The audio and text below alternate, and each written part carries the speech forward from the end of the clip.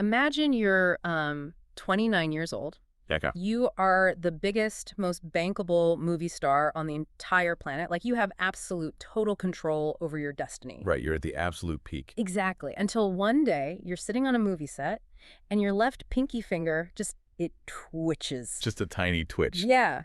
And within a very short span of time, a doctor tells you that you have a progressive neurological condition, and you will, eventually lose control of your own body forever. It's the kind of sudden, catastrophic shift in reality that just shatters people completely. Oh, You absolutely. go from having the world on a string Yeah. to being told that the string is literally dissolving in your hands. Exactly. And today, we aren't just doing some standard biography of Michael J. Fox. We're looking at a stack of incredibly rich source material to break down his psychological blueprint. The exact tools he used. Right. The tools he used to survive that exact moment. Okay, let's unpack this. Because our mission today is to really extract the mechanics of his resilience. And look, obviously, failing an exam, dealing with intense homesickness, or feeling, isolated at a boarding school isn't the same as a life-altering medical diagnosis. No, the stakes are radically different. They are, but... But our sources point out something fascinating here. Yeah. The human brain actually processes the loss of control in the exact same way. Really? The exact same way? Yeah.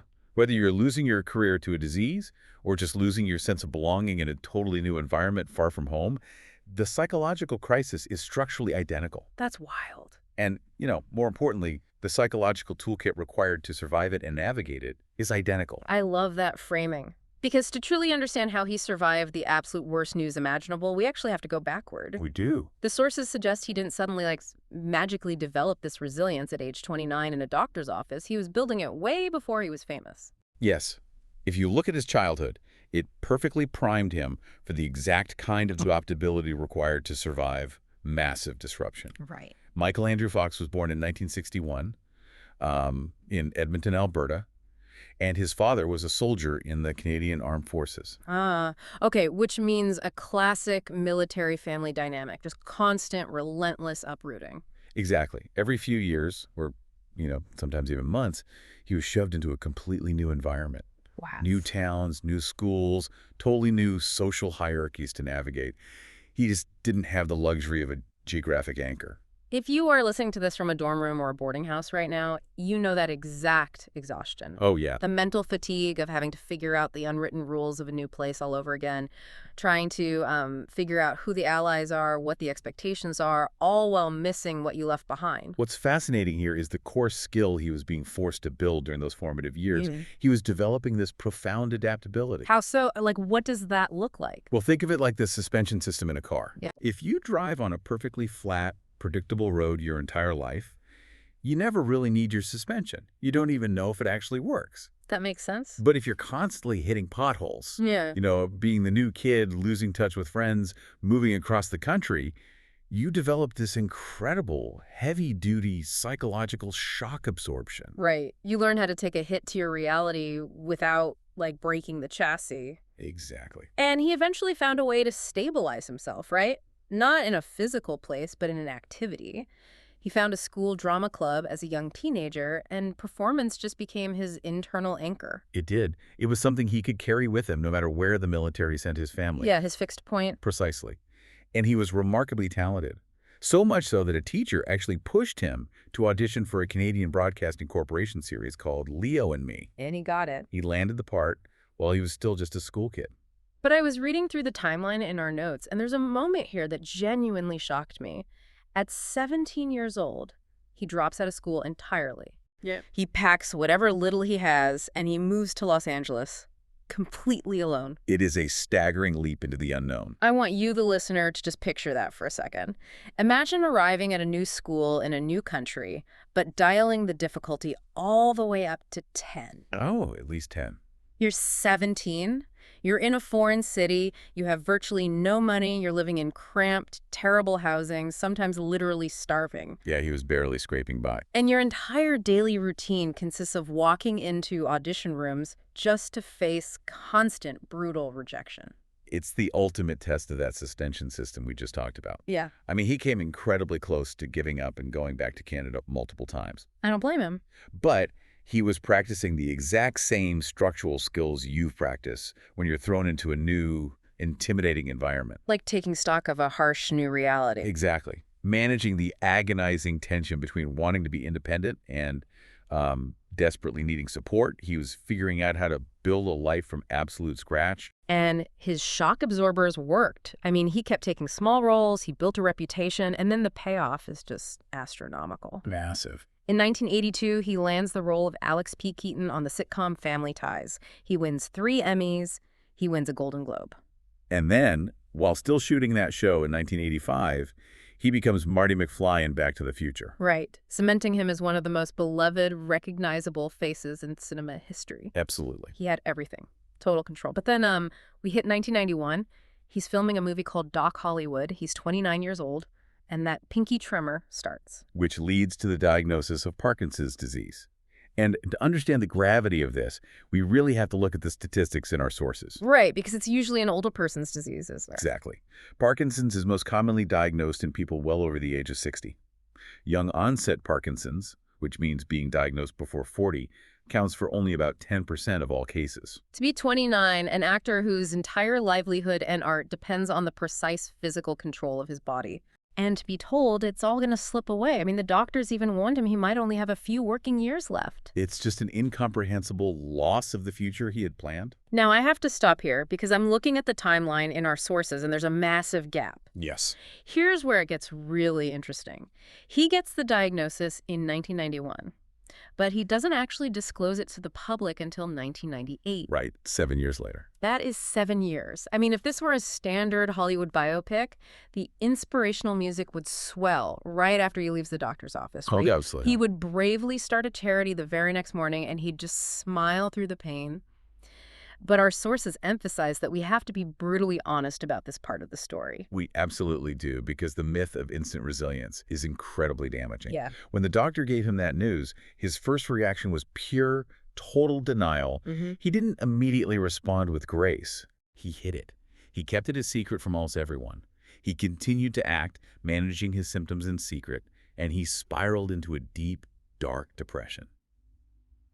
He actually began drinking very heavily to cope. Why do you think that was the reaction? I mean, for a guy who had been so adaptable his whole life? Well, if we look at the psychology of what he was experiencing, Fox later explained that the hardest part of those early years wasn't even the physical manifestation of the disease itself. What was it then? It was a crushing paradox of his situation. Yeah. He was grappling with the absolute certainty of the diagnosis, combined with the terrifying uncertainty of the situation. Oh, wow. The certainty of the diagnosis and the uncertainty of the situation. Yeah. He knew his body was going to fail him, but he had no idea when or how fast or like what it would look like tomorrow. Exactly. He knew something terrible was happening, but he couldn't find a way to live with that knowledge without being completely consumed by it. Right. The drinking, the hiding, it was a desperate attempt to manufacture some sense of control when his actual control was gone. That makes total sense. And this is so vital for the listener to understand when facing their own crises. When everything goes wrong, whether it's a profound betrayal, a catastrophic failure, or a period of intense, painful isolation, experiencing grief, making poor choices, and struggling in private is not a failure of resilience. Right. We judge ourselves so harshly for not being instantly, strong. We think because we're struggling, we're failing. Exactly. But Fox's 7 years of secret struggle proves that you can be at the absolute bottom, reacting terribly to your circumstances, and your story is still not over. It's often just the messy, unavoidable first step of resilience. But, you cannot stay in that first step forever. The Yeah. shift has to come from somewhere. And for Fox, that was when he couldn't hide it anymore. Right. For him, the turning point arrived when concealment was simply no longer physically possible. Which brings us to 1998. He's starring in the television show Spin City, and the tremors are just so pronounced he can't hide them from the cameras anymore. So he decides to publicly disclose his Parkinson's. And he was terrified, right? He was bracing himself for pity, for the media to just write him off, or his career to vanish. But the reaction he got was entirely different. Instead of pity, he encountered this massive, overwhelming wave of relief from the Parkinson's community. Wow. You have to remember, these were patients who had lived in total isolation. It was a condition that got very little public attention or funding. And suddenly, the biggest star in the world is standing up and saying, I am one of you. That response fundamentally changed him because 2 years later, in 2000, he officially steps back from full-time acting and founds the Michael J. Fox Foundation for Parkinson's research. He did. And the numbers here are just mind-blowing. The foundation has raised over $2 billion for research. They have actually surpassed the United States government in funding for this disease. They are currently supporting over 175 therapeutic interventions in human trials. And they pioneered breakthrough biomarker research that allows the disease to be identified years before symptoms even appear. So what does this all mean? How did he actually do that? I mean, raising $2 billion doesn't just happen because you're famous. What was the mechanism behind this astronomical success? Well, if we connect this to the bigger picture, he brought a completely disruptive mindset to medical research. How so? When Fox looked at the scientific landscape, he saw that it was highly siloed. Scientists weren't sharing data. They were competing against each other for scarce grants. Oh, wow. Furthermore, government funding usually pays for basic, early science, while massive pharmaceutical companies only want to fund late-stage, guaranteed trials. Okay. That leaves a massive gap in the middle, what researchers call the valley of death, where promising treatments die because no one will fund the risky transition from the lab to human trials. So he essentially looked at the medical field with the eyes of a Hollywood producer. He saw a broken production pipeline. Exactly. He used his foundation to aggressively fund that valley of death. He forced collaboration, demanding that scientists who received his money share their data openly. That's brilliant. He didn't just ask for donations. He built an efficient, ruthless engine for finding a cure. So our sources tie this massive global achievement back to a psychological concept called active acceptance. Yes, they do. But honestly, I have to push back here. Doesn't the word acceptance just sound like a fancy psychological term for giving up? A lot of people think that. Right. Like, if you accept a degenerative disease, aren't you just waving the white flag and letting it win? That is the most common misconception. And it's why the word active is so crucial. Okay. Passive acceptance is giving up. Passive acceptance is looking at a terrible situation and saying, I am broken, my life is ruined. Right. Active acceptance is radically different. Tell me more. What's the difference? Active acceptance is looking honestly at the harsh, unchangeable perimeter of your reality and saying, okay, this is the reality. It's a fact. Now, what can I build inside it? Wow. Fox realized he could not change the disease. The Parkinson's wasn't going away. But he realized he possessed total control over his relationship to the disease. Oh, I see. He shifted from asking, why is this happening to me? To asking, with genuine curiosity, what can still be done within this? What can still be done within this? That completely reframes the narrative. He found that dedicating himself to a purpose larger than his own suffering was the exact thing that made his personal suffering bearable. Yes, but how do you actually practice that? Right. How does active acceptance scale down to a Tuesday afternoon when you're 15 miles from home and feeling like everything is falling apart? Right, because I want the listener to be able to use this today. And our sources break this down into 3 practical applications for daily life: gratitude, humor, and asking for help. Let's look at those. Let's start with gratitude, and I love Fox's specific take on this. He explicitly says you don't just receive optimism. You can't wait for things to be great and then be grateful for that. You've got to behave in a way that promotes that. This raises an important question. How often do we wait for our circumstances to be perfectly aligned before we allow ourselves to feel good? All the time. Right. We treat gratitude as a mood that just happens to us when we get a good grade or have a fun weekend. But Fox is arguing that gratitude is not a mood, it's a discipline. It is a highly specific form of attention. Exactly. For a listener navigating a tough boarding school environment, practicing gratitude means deliberately, aggressively noticing the things that are working, even when the vast majority of the picture is not what you wanted. It means actively noticing the house staff who support you and thanking them. Yes. It means taking real pride in your incremental academic progress, even if you are still struggling in the class. It means choosing to invest your energy in the 1 or 2 solid, quiet friendships you have, rather than obsessing over the loud, toxic social dynamic that is driving you crazy. It doesn't require your life to be perfect. It requires your deliberate focus. Perfectly said. That is so powerful. Okay, the second tool. Humor as courage. This one is great. Fox didn't just accept his symptoms, right? He leaned entirely into them. He wrote 5 incredibly honest, genuinely hilarious books about his life. He did. He incorporated his physical tremors into the acting roles he took later in life. And my absolute favorite detail in 2024, he went on stage at the Glastonbury Festival. Oh, I saw that. He is in a wheelchair, his body is actively fighting him, and he plays guitar live alongside Coldplay in front of 100,000 people. That image alone is astonishing. It is definitively not the behavior of someone who has been defeated by their circumstances. But why humor? I mean, a lot of people might say, well, humor is just a pressure valve, a way to blow off steam. It is far more sophisticated than a pressure valve. An Think of humor as an emotional algorithm. emotional algorithm. Okay. When you are terrified of something, it holds power over you. When you can look at that exact same terrifying thing and find the absurdity in it, you literally rewire how your brain processes the fear. That's amazing. Fox uses humor not to avoid the truth of his condition, but to shrink it down to a manageable size so you can maintain his perspective and his humanity. If we connect this to the bigger picture of a high-stress environment, a well-timed joke can literally change the chemistry of a room. Absolutely. But our sources make a vital distinction about the type of humor that builds resilience. True, courageous humor is only effective if it brings people together. It is never at the expense of someone else's dignity. That is a critical boundary.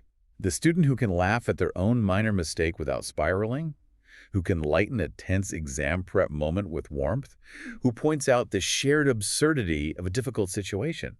That student is creating profound psychological safety for everyone around them. Yeah. They are signaling to the group, hey, this is hard, but we are still here, we are together, and that is worth something. Which perfectly leads to the third tool, asking for help. And this loops right back to those 7 dark years of his life. Yes. Fox's 7 years of secret suffering, the drinking, the isolation, that is the ultimate proof that struggling alone in silence is not the brave choice. No, it's not. It is incredibly dangerous. We get this incredibly toxic idea in our heads that true independence means never needing anyone. We really do. That if we ask a teacher for an extension, or go to a counselor, or admit to our parents that we are struggling, we've somehow failed the test of growing up. But true adaptability, the kind Fox ultimately mastered, is realizing when you have hit the absolute limit of your own internal resources and strategically bringing in reinforcements. Right. In a boarding environment, knowing when to push through a problem independently and when to lean on tutors, housemasters, or peers is a master skill. It is not a weakness. It is intelligent resource management. When we pull all of this together, practicing disciplined gratitude, using humor to rewrite fear, and knowing exactly when to ask for help, we see exactly what resilience actually looks like in practice. We do. It is never the absence of difficulty. No. It is a deliberate daily practice of finding what is still working and responding to it with purpose. This has been such a profound deep dive. Let's synthesize all of this because I really want you, the listener, to walk away with this crystal clear in your mind. Let's do it. Michael J. Fox did not choose his circumstances. He didn't choose to be a military kid forced to move constantly and leave his friends behind. He didn't choose to be flat broke, hungry, and facing constant rejection in Los Angeles at 17. And he absolutely did not choose to get young-onset Parkinson's disease at 29. But he relentlessly, aggressively chose how to respond to those facts. The circumstances didn't miraculously improve. Yeah. The disease continued to progress. Right. But his relationship to his reality transformed. Right. And the world recognized that profound, enduring courage. In 2022, he earned an honorary Oscar, the Jean Hersholt Humanitarian Award. Wow. And in 2025, he was awarded the Presidential Medal of Freedom, which is the absolute highest civilian honor in the United States. He earned those honors not because he had a smooth, easy ride, but because he flatly refused to contract in the face of adversity. And that is the direct call to action for you today. Your academic journey, your life far from home, your complicated social dynamics, this life will inevitably give you days when the circumstances are absolutely not what you wanted. Days when your exam results disappoint you. Oh, yeah. Days when your friendships are deeply strained and when the comfort of home feels impossibly far away. In those precise moments, you possess the exact same fundamental choice that Michael J. Fox had. Right. You can react passively, allowing the difficulty to consume you and shrink your world until there is nothing left but the problem. Or you can respond actively. You can take stock of the changed, difficult circumstances, look at what remains, and build from there. So as we wrap up, I want to leave you with a final lingering thought to ponder on your own. I want you to think about a challenge you're facing right now where you feel completely hopelessly stuck. We all have one. Maybe it's a class you're actively failing, a conflict with a roommate you can't seem to resolve, or just a general heavy sense of not belonging. Are you currently trapped in passive acceptance, just sitting there waiting for the circumstances to magically improve on their own? It's a tough question to ask yourself. It is. What is one small, deliberate action you could take tomorrow to shift that into active acceptance? How can you live fully within the difficulty? Yeah. Remember that low-level uncertainty we talked about at the very beginning of this deep dive. You do not have to wait for the uncertainty to disappear to start living with purpose. Keep looking. Keep going.